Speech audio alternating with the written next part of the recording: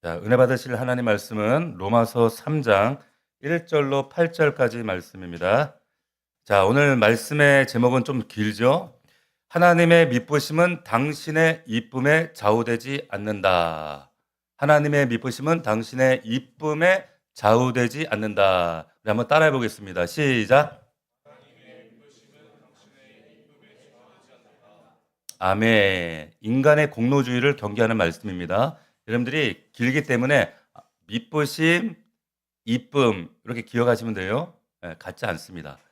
자, 우리 지난주에 한 주간 로마서 말씀을 쉬면서 또 우리 이 어려운 로마서 말씀을 한 오늘까지 6주간 다루는데 또 가물가물하시잖아요. 그래서 복습하는 의미로 다시 한번 우리가 좀 복기를 좀 해보겠습니다. 전체적인 맥락을 왜 바울이 로마 교회에 얼굴 한번 보지 못한 성도들에게 이 편지를 쓰고 있는 건가 좀 맥락을 우리가 다시 한번 확인해 보도록 하겠습니다. 지난 우리 6주간 성경의 심장이자 우리 핵심이라고 하는 이 로마서라는 말씀을 우리가 다루면서 여러분 이 로마서는 단순히 읽는 말씀, 지식, 성경 공부가 아니다 이런 말씀을 드렸어요. 로마서를 통해서 여러분들을 하나님의 그 로마서 수술대 위에 올려놓고 예리한 하나님 말씀으로 우리를 정말 우리의 가식과 위선과 종교적인 허울을 다 벗겨내는 그런 생명의 시간입니다. 아멘이십니까? 그래서 여러분 이 시간에 여러분들이 계속 질문하셔야 돼요. 나는 누군가? 이 본질적인 질문 앞에서 나는 정말 예수 그리스도의 종인가? 아니면 세상의 욕망의 노예인가? 왜 이런 질문을 드리는가? 이런 자기 증명의 질문이 확인되지 않으면 우리는 종교적인 신앙상 생활을 할 수밖에 없습니다. 바울이 로마서 1장에서 자기를 소개할 때 로마 교회 성도들에게 뭐라고 소개했는지 기억나시나요? 종이라 그랬어요. 종, 노예. 이 노예, 둘로스라고 표현했을 때 당시에 로마 인구의 절반이 노예였습니다. 얼마나 비천하고 천대받던 그 노예. 근데 그런 노예 둘로스가 내가 둘로스야, 노예다. 이 선언에는 어떤 비굴함이 굴종에 있는 것이 아니라 우리가 읽어봤지만 그 말씀 속에 굉장한 당당함이 있었거든요. 당당함, 자신감. 왜 그랬는가? 내가 만왕의 왕이신 예수 그리스도의 소유가 되었다는 자부심이 있었기 때문이에요. 세상은 여러분들을 우리를 연봉이나 어떤 아파트에 사는지 어떤 차 굴리는지 여기에 따라서 우리의 정체성에 어떤 정의를 매기지만 성도의 가치는 그런 물질적인 것이 아니다. 내가 무엇을 가졌는가가 아니라 내가 어디에 소속되어 있는가 그것이 중요하다. 그러면서 제가 그런 얘기를 드렸어요. 왜 제가 어렸을 때 중학교 때 학교 통이 우리 반에 와 가지고 "내 동생 건드리지 마." 이 한마디만 해도 얼마나 제가 든든해요. 그 소속감 기억나시나요? 예. 온 우주의 주인 되시는 만유의 주인 되시는 하나님이 "넌 내 거야." 이 선포하셨을 때 얼마나 우리가 당당해요. 그 의미를 사도 바울은 지금 종이라는 의미에 함축했던 겁니다. 자, 그런데 그러면서 복음의 의미를 확장해 가는데 이 복음의 영광을 노래하기 전에 굉장히 불편하고 아주 무거운 진실을 하나 꺼내 들었어요. 그게 뭐였습니까? 하나님의 진노라는 말이었어요. 아니 기쁜 소식을 얘기했는데 갑자기 진노라는 단어를 꺼냈단 말이에요. 그 사람들이 "야, 아니 사랑의 하나님은 어떻게 진노하시냐?" 아니요. 사랑하시기 때문에 진노하시는 겁니다.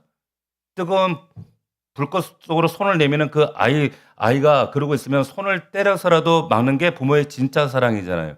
하물며 여러분들이 죄의 길로 달려가고 있을 때 하나님은 여러분들 실패를 시켜서라도 막아 주시는 것이 하나님의 진짜 사랑이죠. 그걸 잊으시면 안 된다는 겁니다. 오히려 죄를 졌는데 마음이 평안해 아무 일도 일어나지 않네. 이거는 하나님이 어떻게 하신 거라고요? 내버려 두었다는 거예요. 내버려 두심. 로마서에 무려 4 번이 나오죠. 내버려 뒀다. 내버려 뒀다. 그 유기가 하나님의 사실은 가장 무서운 심판이다로 이 사도 바울이 역사를 하고 있는 겁니다. 그러면서 2 장으로 왔죠. 2 장으로 왔을 때 그 비판의 화살을 이방인에게 하던 화살을 그들 하다가 이제 인칭이 2 인칭으로 바뀌죠. "너 이 사람아." 기억나시죠? 기억나셔 안 나셔? 나지요? 예. "너." 이러면서 남의 눈 속에 있는 그 티는 귀신같이 잡아내면서 네 눈 속에 있는 들보는 보지 못하는 유대인들의 맹목을 막 질타를 했단 말이죠. 그러니까 성경의 지식은 해박하고 종교적인 모양은 그럴듯한데 정작 그 속사람은 하나님 말씀에 묵상하는 말씀에 하나님의 설교 말씀에는 반응하지 않고 순종하지 않는 상태. 이것이 우리에게 제가 비유로 신앙의 뭐라고 그랬어요? 신앙의 내장 지방이라고 그랬어요. 기억나시죠? 처음 듣는 것처럼 이렇게 쳐다보시면 제가 마음이 무거워요. 신앙의 내장 지방이다. 그러죠? 경건의 외식도 능숙하고 정말 뭐 거룩하고 직분도 있고, 근데 말씀 앞에서는 회개치 않고 고집스럽게 굳어버린 그 딱딱한 지방 덩어리가 네 영혼을 잠식하고 있는 걸 모르느냐? 지금 그 얘기를 하는 거예요. 맛집 지도를 달달 외운다고 해서 배가 부른 게 아닌 것처럼 말씀에 대한 여러분 정직한 반응과 순종이라는 이것이 없으면, 그런 상태가 계속적으로 진행되다 보면 그런 신앙생활이 아니라 종교생활이 되어서 이 지방 덩어리가 내 영혼을 잠식해 버리는 거예요. 자, 여러분, 그렇기 때문에 이 끔찍한 위기에서 벗어날 수 있는 유일한 해결책이 있다. 마음의 할례를 받아야 된다. 이런 말씀 드렸어요. 마음의 할례는 그럼 어떻게 받는가? 2장 28절에 보면 너희들이 껍데기 표면적 유대인이 중요한 게 아니라, 표면적 할례가 중요한 게 아니라 이면적 유대인이 돼야 돼. 인워드 크리스찬이 돼야 돼. 마음에 할례 받아야 돼. 어떻게? 성령이 예리한 칼로 그 하나님이 너를 난도질할 수 있도록 말씀 앞에 너를 내어드려야 된다는 거예요. 그래서 진짜 이면적 그리스도인으로 다시 태어날 때, 그럴 때 하나님의 나라와 영광이 보이기 시작한다는 거예요. 자, 그러면서 2장까지 왔어요. 그리고 나서 오늘 이제 무거운 이 판결문을 가지고 이제 3장, 오늘 읽었던 말씀 앞에 서는 겁니다. 근데 여기에 이제 유대인이, 가상의 어떤 유대인이 나와서 본격적인 막 반론을 하는 얘기가 나와요. 여기 보면 이제 막 질문하고 답하고 질문하고 답하고 하는 장면들이 쭉 나오죠. 근데 이런 방식을 뭐라고 하냐면, 이 3장의 이런 논쟁의 방식을 디아트리베라고 합니다. 뭐라고요? 디아트리베. 이게 뭐냐면 수사 기법 중에 하나인데, 고대 그레코 로만 시대에 특별히 스토아 학파 철학자들이 대중을 가르치거나 설득할 때 즐겨 사용했던 방법이 바로 이 디아트리베라고 하는 방식이에요. 그러니까 뭐냐? 가상의 반대자를 세우는 겁니다. 그래서 자기 주장, 지금까지 1장부터 2장까지 사도 바울이 지금 선포했던 이 말씀에 그런 반대, 거기에 나 납득이 안 돼, 믿지 못해 라고 하는 그 가상의 반대자들을 무대 위로 세우는 거예요. 그리고 그 사람이 이제 할 수 있는 예상되어지는 그 가상의 반대자가 마음속에 품고 있을 만한 날카로운 반문을 이제 자기의 입술을 통해 선포하는 거예요. 그러면 그 질문이 나왔을 때 다시 단호하게 부정합니다. 성경에 뭐라고 나오냐면 결코 그럴 수 없느니라, 이런 방식으로 말도 안 되는 소리야, 이 뜻이에요.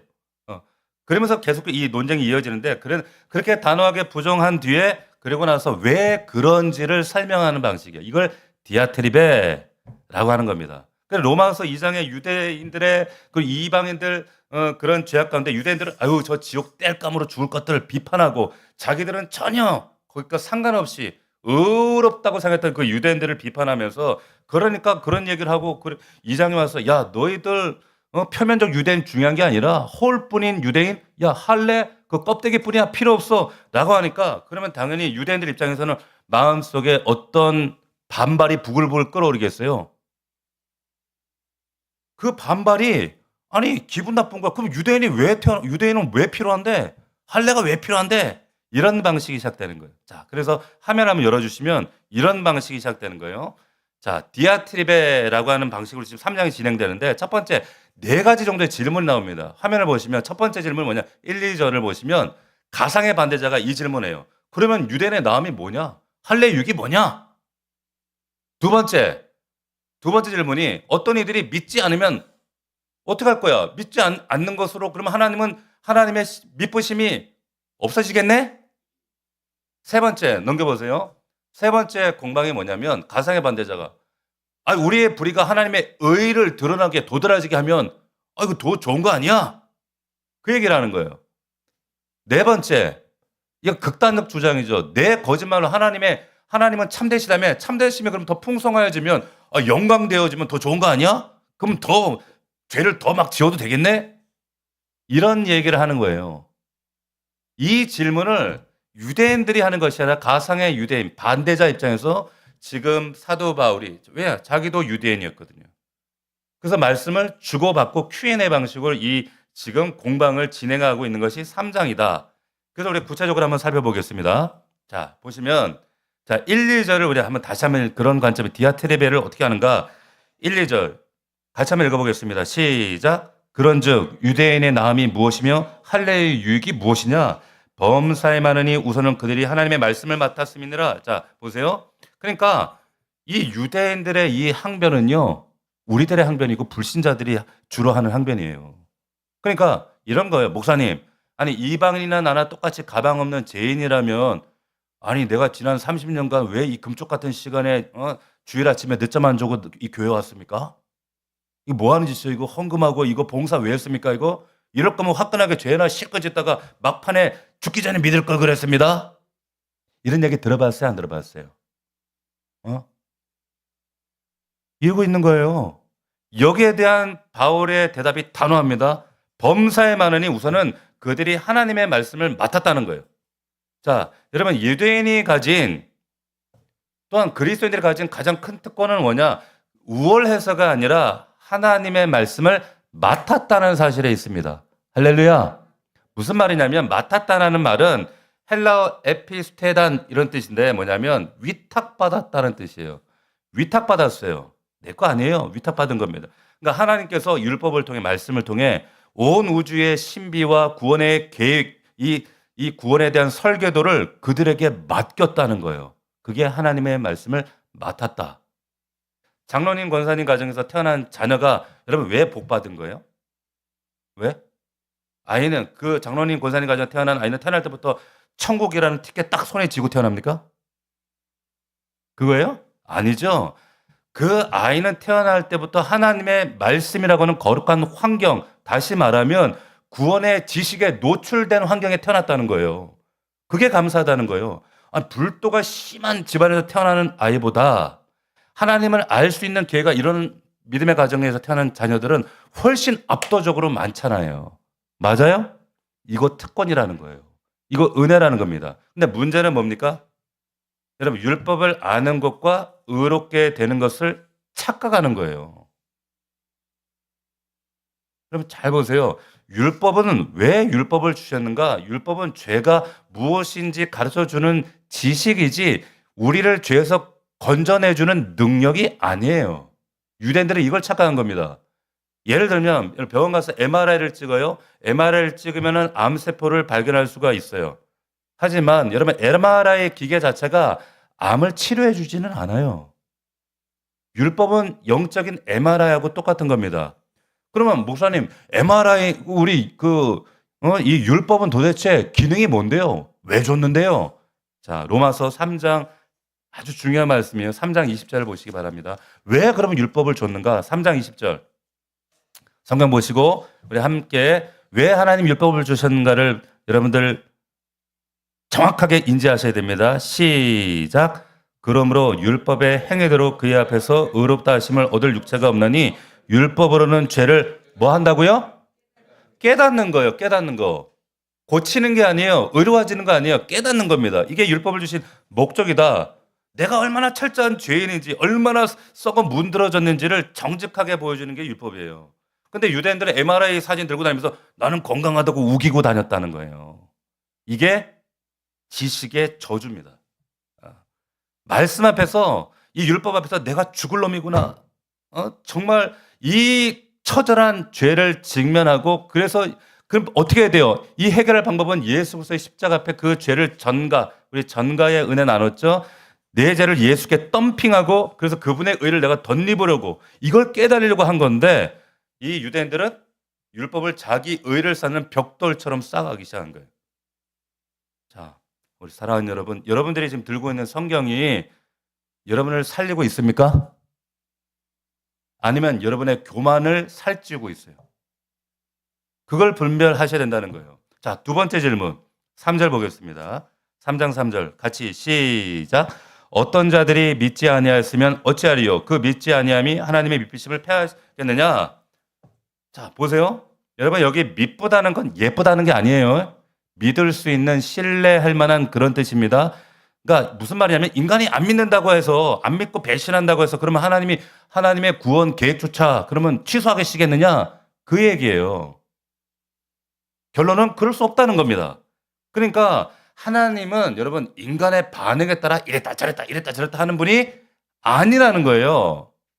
인간은 이 세상 모든 사람이 거짓말장이라고 해도 하나님은 참되십니다. 할렐루야. 그게 헤세드와 에메테예요. 그러니까 여러분 믿음, 피스티스, 믿으심, 피스토스 발음이 비슷하죠. 같은 거예요. 그러니까 믿을 만한, 신뢰할 만하다, 믿보다 하나님은 거짓말을 안 하신다니까요. 그러니까 하나님이 성경에다 이렇게 써놓고 나중에 심판대 가봤을 때, 야, 그거 옛날에 그거 내 마음 바뀌었어. 그거 아니야. 이러시는 분이 아니잖아요. 이러실 수 없다는 거예요. 목사님, 그거 어떻게 믿어요? 하나님 믿으시다는 거 어떻게 믿어요? 성경이 거진 거예요. 한 번도 하나님은 한 번 하신 말씀을 거두신 적이 없습니다. 여러분, 성경에 보면 예수 그리스도를 통해서 하나님께서 이 인류를 구원하겠다고 하는 청사진을 제일 최초에 보여주신 장면이 어디 있습니까? 창세기 3장에 보면 원시복음이라는 게 나오죠. 프로토가스펠이라고 하는 원시복음이 등장하는데 선악과 사건을 통해서 3장에 이런 예언을 하셨어요. 하나님께서 여자의 후손으로 구원하시겠대. 왜 여자의 후손? 예수 그리스도가 왜 여자 후손이에요? 왜 예수 그리스도가? 우리 다 남자 여자의 후손이잖아요. 근데 예수님은 성령으로 잉태하시니까 여자의 후손이다 그 말이에요. 그런데 사탄의 뱀의 머리를 박살내고 뱀은 그 여자의 후손의 뒤꿈치를 상하게 해서 그 3장 15절에 이 여자의 후손에 대한 이 후손의 희생이 예언되어져 있잖아요. 할렐루야. 아시죠? 아시면 이렇게 해야 돼. 진짜 모를까 봐 걱정돼서 그런 거예요. 자, 그러니까 죄 지은 범죄한 인간이 어떻게 합니까? 이 죄를 어떻게든지 자기의 인간의 힘으로 가려보려고 무화과 잎으로 가리잖아요. 자기 수치와 부끄러움을 가렸는데 자꾸 만들어. 그러니까 오늘날의 인간의 어떤 구원의 행위 어떻게든 자기가 이 죄를 가려보려고 하는 인간의 모든 그게 예술이든 종교든 어떤 철학이든 문화든 뭐 마약이든 자기 스스로 구원하려고 하는 모든 이게 무화과나 잎의 저주예요. 가릴 수 없어요. 어떤 그런 인간의 행위로는 죄를 가릴 수 없고 스스로 구원할 수가 없습니다. 그래서 하나님께서 행하신 방법이 뭐였어요? 가죽옷을 입히시는 거예요. 가죽옷. 거기 보면 가죽옷을 입혔대. 옷은 성경에서 신분을 말합니다. 그런데 가죽옷이 나왔다는 건 무슨 말이에요? 이름 모를 어떤 짐승이 죽었다는 거예요. 그 짐승이 예수 그리스도를 예표해서 우리나라의 그 예수 그리스도라는 걸 이걸 계속 이스라엘 백성 가운데 하나님이 갈망하게 하시면서 이거 모세 시대부터 속죄 제사라는 동물 제사를 통해 계속 잊어버리지 말도록 언젠가는 완전한 제사가 올 거야. 이게 주 70년 예루살렘 성벽이 무너질 때까지 무려 1500년 동안 짐승 제사를 계속 드렸다고. 계속. 근데 이스라엘 백성들이 1500년 동안 짐승 제사를 드렸음에도 불구하고 정작 실체이신 진짜 어린 양 대신 예수 그리스도를 딱 만났을 때 그 예수를 거부해 버렸다니까. 자, 거부했어요. 안 믿었어요. 불신했어요. 그렇다고 하나님의 믿부심이 사라지겠느냐? 그 말이에요. 오히려 저 유대인들의 그 불신앙 속에도 불구하고 하나님은 묵묵히 십자가의 그 길을 완성하셨다는 거예요. 할렐루야. 이게 바로 하나님의 믿부심이에요. 이게 신실하심입니다. 이해가 되세요? 그러니까 하나님은 한 번도 재판장에서 패배하지 않는다는 거예요. 4절 보세요. 그래서 그 얘기를 하는 거예요. 그럴 수 없다. 사람은 다 거짓되되 오직 하나님은 참되시다 할지어다 기록된 바 주께서 주의 말씀에 의롭다함을 얻으시고 판단받으실 때 이긴다는 거예요. 그러니까 재판에서 절대 하나님은 패배하지 않는다는 거예요. 무슨 말이냐면 세상에서 이런 인간들 여러분들 봤을 거예요. 막 헌사 부리고 센 척하면서 예수 믿자고 그러면 야, 지옥에 있으면 까짓거 가지 뭐. 뭐 지옥에 가면 거기 내 친구들도 많을 거요. 거기 가서 뭐 놀지 뭐. 저는 이런 얘기 실제로 들어봤어요. 이렇게 허세 부리면서 센 척하는데 나중에 하나님 심판대 앞에 갔을 때 자기 교만이 쓰레기같이 다 드러났을 때 슬피 울며 이를 가는 그 순간이 옵니다. 여러분, 그 하나님의 믿부심, 신실하심은 절대 취소되지 않아요. 여러분 상황이 아무리 어렵고 고단하고 힘들다고 할지라도 여러분 하나님의 신실하심과 믿부심을 의심하지 말기를 축원합니다. 여러분, 내가 믿음이 없어서 흔들리는 거지 하나님의 약속이 흔들리는 게 절대 아니라고요. 우리는 조금만 기도하다가도 마음에 안 들면 기도했다가 말다, 기도했다 말다. 주님 믿었다 믿었다 들락날락 거리지만 하나님은 우리의 불신보다 하나님의 믿으심은 훨씬 큽니다. 변하지 않습니다. 그렇기 때문에 우리가 하나님을 신뢰하는 거예요. 그분은 오늘도 묵묵히 자신의 믿으심을 증명해 나가고 계시다는 거예요. 할렐루야. 그 하나님이 여러분들의 아버지예요. 자, 5절 보세요. 이제 진짜 가장 발칙하고 사악한 질문이 나와요. 디아트립의 세 번째 뭐라고 하냐면, 자, 5절은 보세요. 그러나 우리 불의가 하나님의 의를 드러나게 하면 무슨 말 하리요? 내가 사람의 말을 하는 대로, 그러니까 이런 말을 한 사람들이 있었다는 거예요. 진노를 내리시는 하나님 불의하냐? 무슨 말이냐면, 야, 우리 죄가 하나님의 의를 더 도드라지게 하면 어떡할래? 야, 내가 죄 짐으로 하나님의 의로우심이 더 선명하게 두드러진다면, 나타난다면, 야, 죄 짓는 건 나쁜 거지만 하나님의 의로우심이 드러난다면 그거 왜 내가 비난받아야 돼? 아니, 내 악행으로 하나님의 선하심이 드러났다 그러면 상 줘야지. 예? 이걸 뭐라 그래요? 개똥철학이라고 하는 거예요. 궤변. 이런 사람들이 있어요. 말도 안 되는 노래 하는 겁니다. 심지어 이런 노래까지 하는 거예요. 7절 8절. 그러나 나의 거짓말로 하나님의 참되심이 더 풍성하여 그의 영광이 되었다면 어찌 내가 죄인처럼 심판받아? 야, 너희 말대로라면 이런 거예요. 야, 너희 말대로라면 그냥 죄 지어도 괜찮겠네? 한 걸음 더 들어가서 야, 죄 지어야겠네. 야, 어차피 우리가 죄를 많이 지을수록 하나님은 더 의로우시구나 하는 것이 나타나고, 어차피 율법을 지키고 착하게 산다고 해서 구원받는 거 아니라며. 예수 믿어야 구원받는, 죄 용서받고 구원 천국 간다며. 아, 그러면 오히려 죄 져도 상관없겠네? 죄를 져야 되는 거 아니야? 여러분, 이런 사람들이 있어요. 이런 사람들이 있습니다. 그러니까 하나님이든 뭐든 모든 걸 다 삐딱하게 세상을 바라보는 거죠. 근데 복음을 여러분 제대로 전하면 이런 오해가 반드시 생깁니다. 야, 그러면 세상에서 사는 거 아무것도 아니야? 야, 착하게 살든 악하게 살든 다 똑같아. 예수 믿기만 하면 돼? 예? 이런 오해가 생기죠. 그러니까 정리하면 이런 겁니다. 여러분 보세요. 세상 종교는 착하게 사는 게 조건이에요. 구원의 조건. 착하게 살아야 구원받는다. 기독교는 근데 그걸 거부하는 거예요. 그러면 악하게 사는 거, 착하게 사는 거 아무 의미가 없는가? 어차피 예수 믿기만 하면 용서받는 거고 천국 가고, 그러면 아무리 착하게 살아도 예수 믿지 않으면 착하게 산 거 아무 의미 없이 지옥 가는 거니까, 그러면 세상에서 착하게 사는 게 아무 의미가 없냐, 이 얘기를 하는 거예요. 그래요? 이런 오해가 생길 수 있지요. 근데 기독교는 착하게 사는 게 아무 의미가 없다고 말하는 게 아니에요. 그것을 통해서 구원받을 수 없다고 말하는 거예요. 그럼 어떻게 구원받아요? 예수 믿어야 돼요. 할렐루야. 믿어야 돼요. 예수님을. 그래서 여러분 이 고백으로 귀결되어져야 됩니다. 이 고백이 뭐냐? 주는 그리스도시요 살아계신 하나님의 아들입니다. 우리 화면 봅시다. 자, 한번 고백해 봅시다. 주는 그리스도시요 살아계신 하나님의 아들입니다. 시작. 자, 마태복음 16장 10절에 기록된 베드로의 신앙 고백이에요. 이 신앙 고백이 여러분들의 신앙의 고백입니까? 여러분의 영혼과 심장을 관통하고 있습니까? 암송하는 말씀이고 그냥 암송하는 거 아니에요? 여러분 잘 보세요. 이 말씀, 왜 이 고백이 중요한가? 베드로가 이 고백을 했을 때 이 고백 위에 교회를 세운다 그랬어요. 이 고백이 성립돼야 내 영혼을 관통해야 교회가 되어지고 너도 교회가 되어지고 성도가 되어지고. 근데 카톨릭은 이걸 오해해서 이 베드로가 교회 이 고백 때문에 교회 열쇠를 지었다. 이런 엉뚱한 소리를 하고 있는 거죠. 그런 의미가 아니라는 거예요. 이 고백이 되어지는 자만이 영혼을 관통하고 심장을 관통해서 정말로 내 영혼에 뜨겁게 하나님 앞에 내 삶의 궤적으로 고백할 때 하나님께서 그를 믿음 안으로 들이시는 거예요.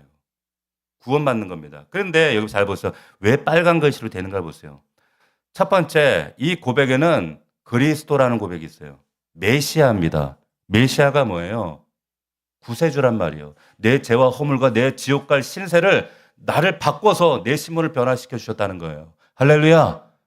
내 죄를 해결하신 대속주란 말이에요. 근데 이분이 또 누굽니까? 주예요, 주. 주는 그리스도입니다. 주. 그러니까 이 두 가지 고백이 성립될 때, 내 영혼을 관통할 때 구원으로 들어가는 거예요.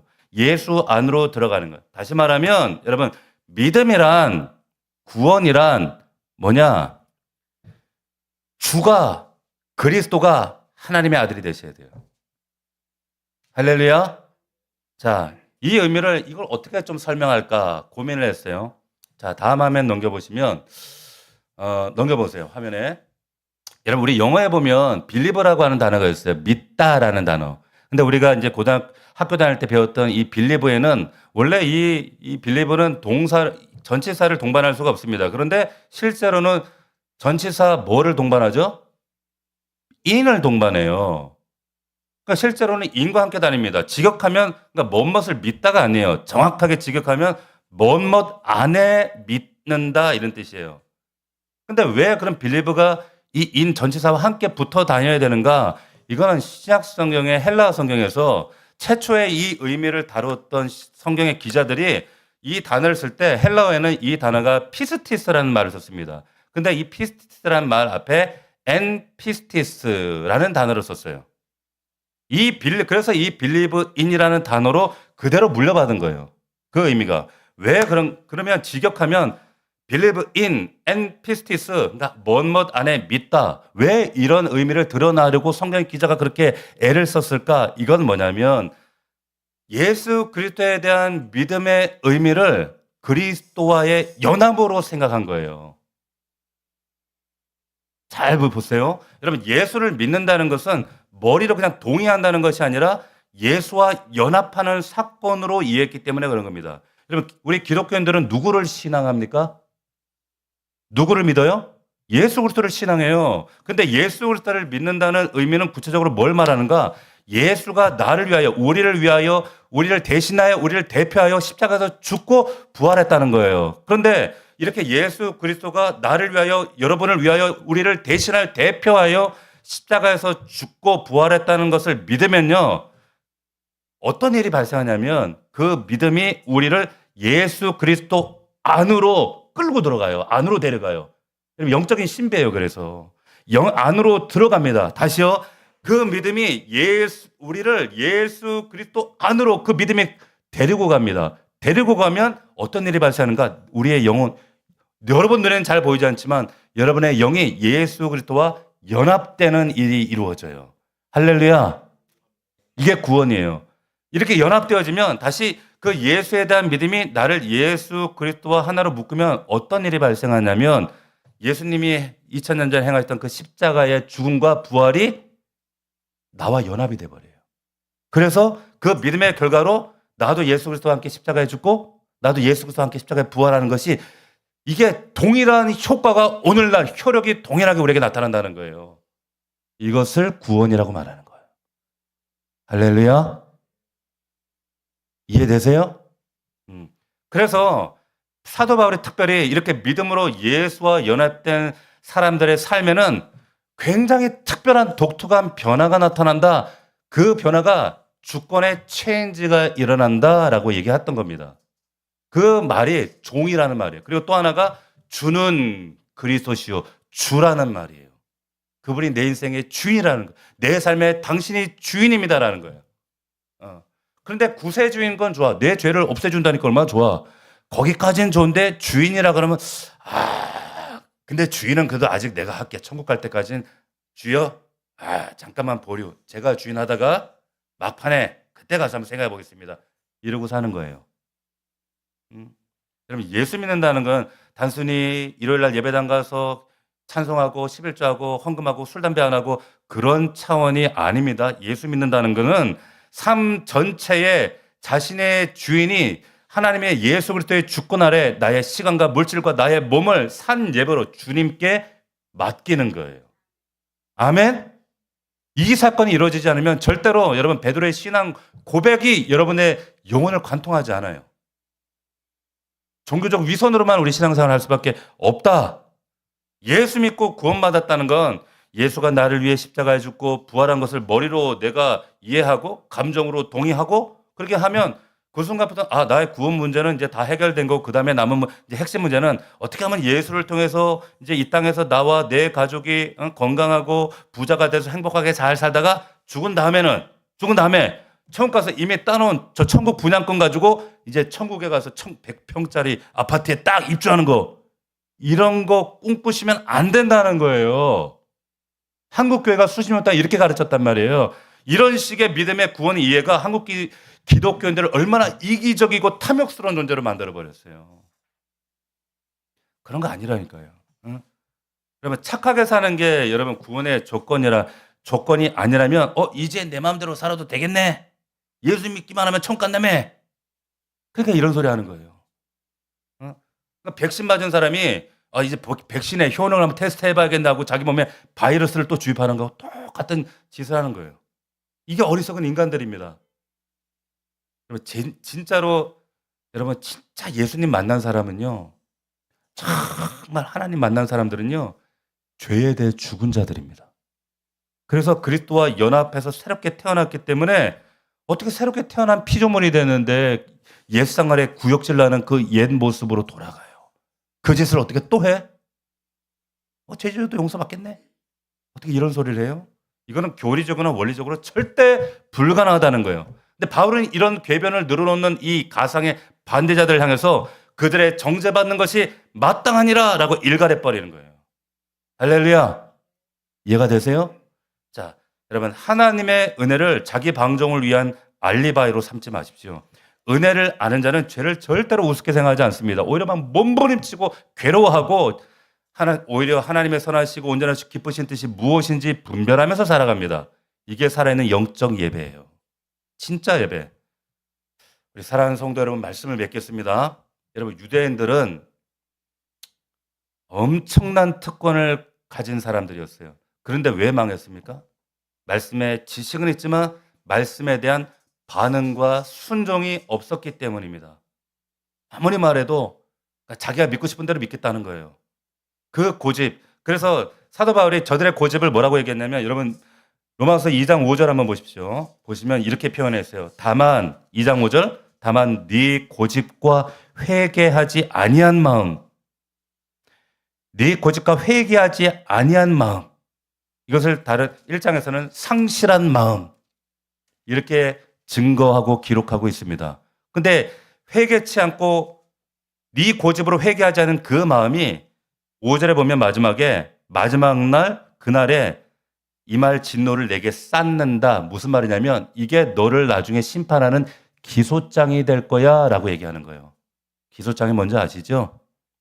마지막 심판 때 뵐 때 너희들 기소장이 된다는 거예요. 회개치 않는 마음, 우리의 강팍한 아집, 나의 상식, 나의 고집. 여러분 깨셔야 돼요. 말씀을 맡았을 뿐만 아니라 우리는 순종하는 자들이 되어야 할 줄 믿습니다. 여러분 모태의 신앙입니까? 직분자입니까?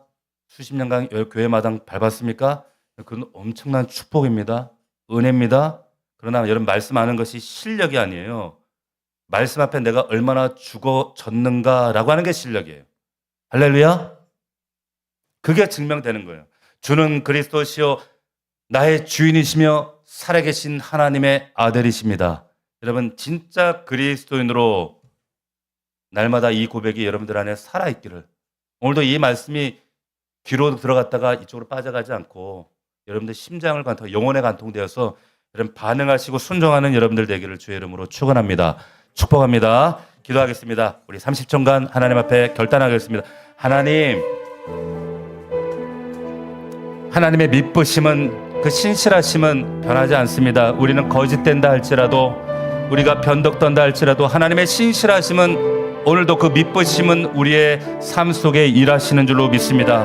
하나님의 미쁘심은 사람의 이쁨에 좌우되지 않습니다. 아버지 하나님, 정말로 예수 안에 연합되어지는 이 진정한 믿음의 고백자들, 주는 그리스도시요 그분은 나의 구세주며 나의 주인이십니다라는 고백이 우리의 실체가 되게 하시옵소서. 진짜 거듭난 믿음의 사람들 되게 하옵소서. 우리 함께 결단하며 기도하겠습니다. 아버지 하나님 감사합니다. 하나님 말씀이 우리의 영혼을 살립니다. 하나님의 말씀이 그 말씀을 통해 선포하신 주의 성령의 영성이 우리를 살리는 줄로 믿습니다. 우리의 영혼의 사건이 우리의 영혼의 놀라운 기적의 실체가 되게 하시며 거듭남의 증거가 우리의 삶의 증거로 하나님 말씀 앞에 반응하며 순종할 때에 아버지 그 말씀이 우리를 살리고 변화된 우리의 삶을 통하여 많은 사람들에게 생명을 증거하는 우리 더 넘치는 교회 믿음의 증거자들이 되게 하옵소서. 아버지 하나님, 유대인들처럼 말씀을 듣고 하나님 화석화된 믿음으로 살지 않게 하옵소서. 결단하며 순종하며 땅끝까지 이르러 주님의 복음을 증거하는 자를 될 수 있도록 역사하여 주시옵소서. 거룩하신 아버지 하나님, 하나님의 미쁘심을 의심하며 날마다 하나님 우리의 공로를 앞세우며 우리의 공로와 우리의 헌신이 좌절될 때마다 하나님의 미쁘심을 의심하며 불신했던 우리의 연약한 모습을 회개합니다. 하나님의 미쁘심은 우리의 사람의 이쁨에 좌우되지 않습니다. 오늘도 하나님의 미쁘심이 우리의 가정과 일터와 삶 속에서 신실하게 일하시는 줄로 믿습니다. 아버지 하나님, 정말로 예수 잘 믿기 원합니다. 교회 다니지 말고 예수 믿기 원합니다. 예수 그리스도와 온전히 연합되게 하셔서 그 연합의 증거가 우리의 삶의 열매로 정말로 결과들로 풍성할 수 있도록 하나님, 착하게 사는 것이 구원의 조건이 아니라 믿는 자의 삶의 결과가 되어질 수 있도록 우리 더 넘치는 교회를 축복하여 주시옵소서. 감사드렸고 예수님의 이름으로 기도하옵나이다. 아멘.